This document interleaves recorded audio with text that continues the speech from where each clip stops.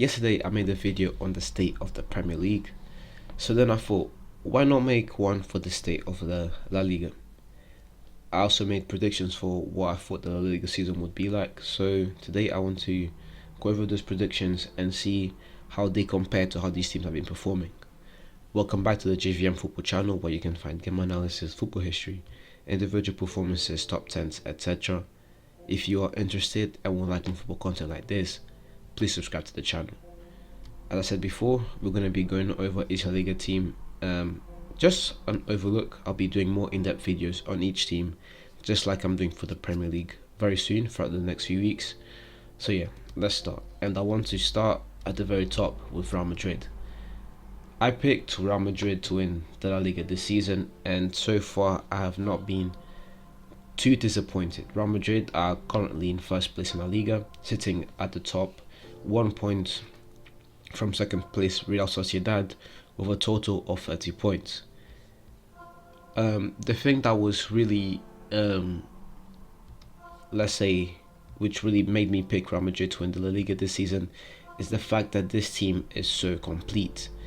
Yes, they lost Varane and Sergio Ramos in the summer, but even that they have Nacho and Militão, so their defense is not that bad. In fact, Nacho has been performing very well this season. Courtois has also been, ever since Ronaldo left that season, after when they won the La Liga, Courtois has just been on point. He's, in my opinion, underrated and one of the best goalkeepers in the world. And again, I'll be making a video on the top 5 goalkeepers in the world soon. And Courtois will definitely be there because this man has just been consistent all the way throughout. Yeah, I think we can't talk about Real Madrid this season without talking about the duo of Benzema and Vinicius Jr.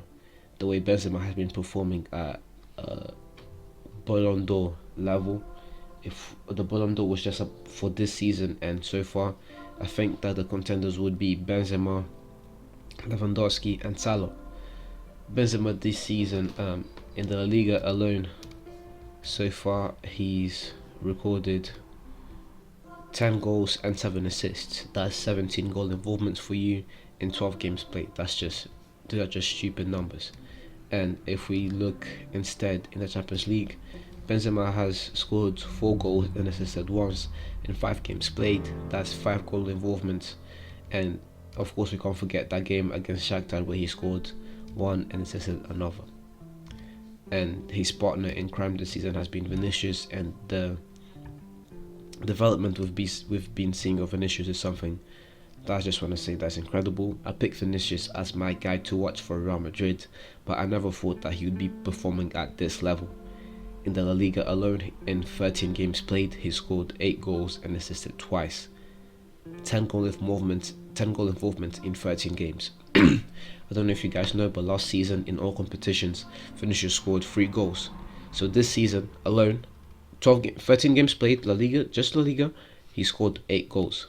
In Champions League, if we look instead, Vinicius has scored already 2 goals and chipped in with 3 assists.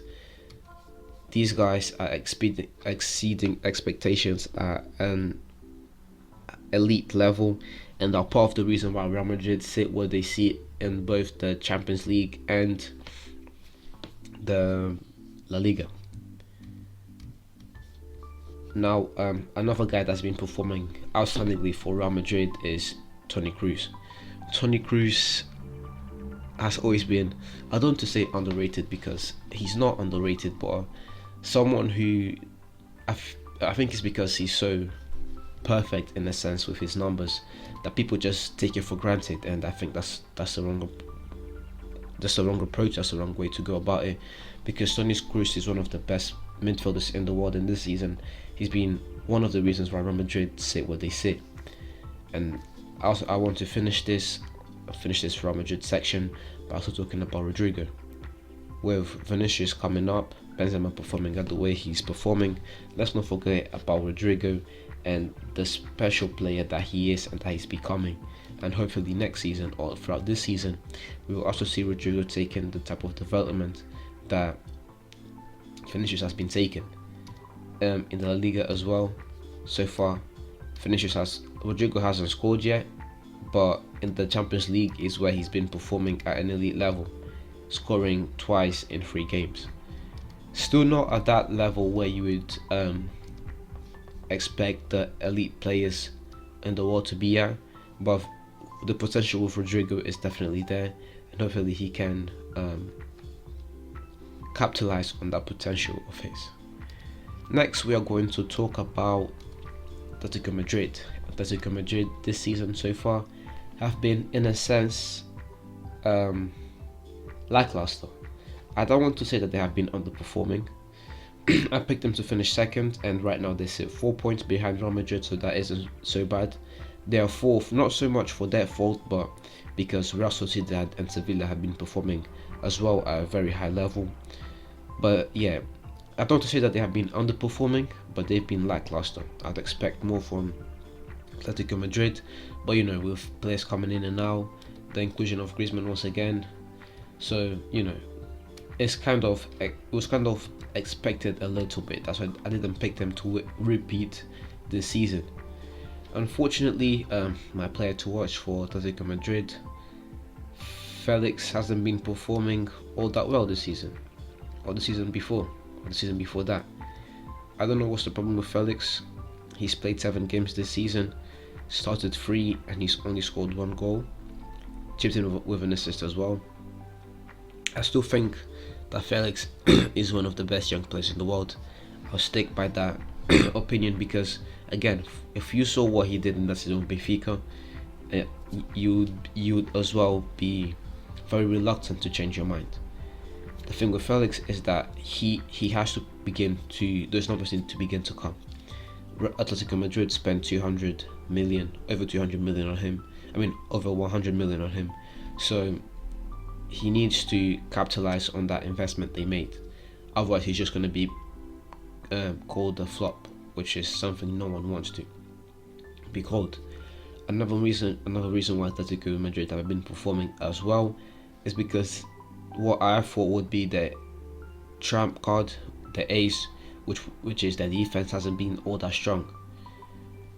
Yes, Atletico have been one of the best defensive teams throughout the last few years, but this season you'd think that a team of Atletico's caliber would be, you know, much better defensively.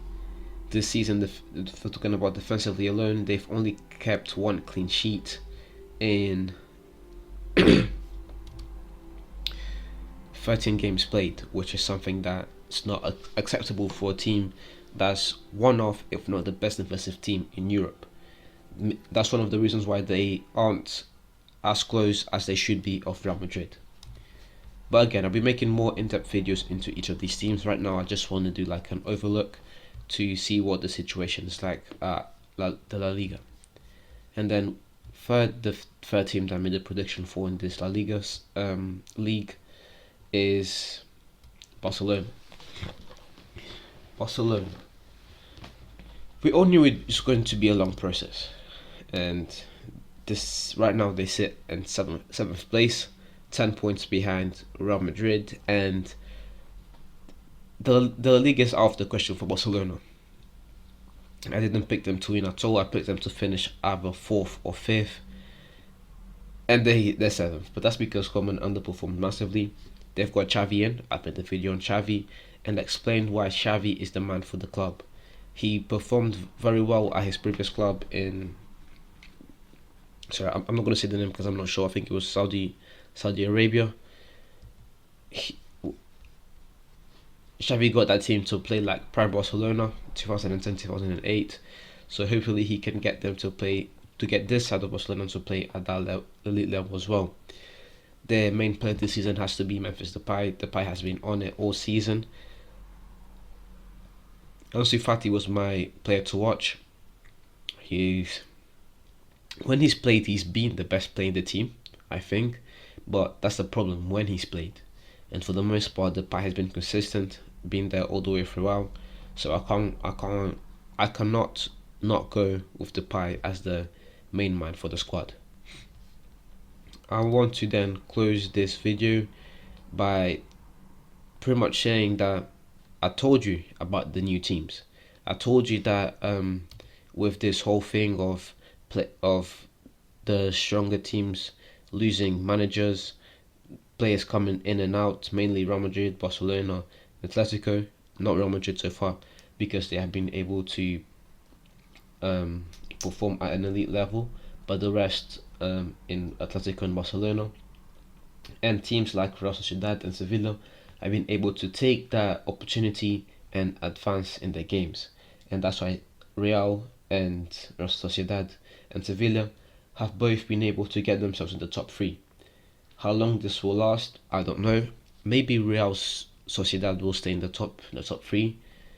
I think Atletico Madrid may overtake Sevilla, because I don't see Atletico Madrid not finishing in the top three. But again, that's something we need to see.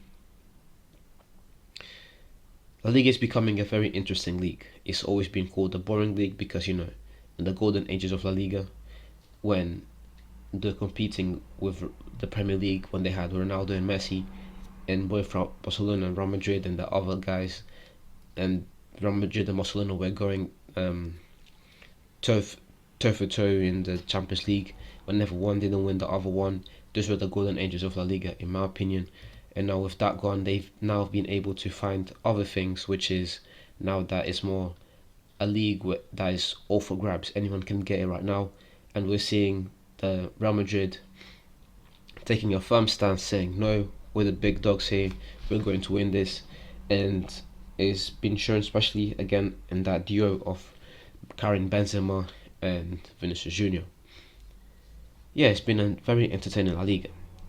But again, guys, more in-depth videos are coming out soon, so stay tuned for that. I don't want to make this video too long, so this is it, just a little overlook of what's been going on in the La Liga.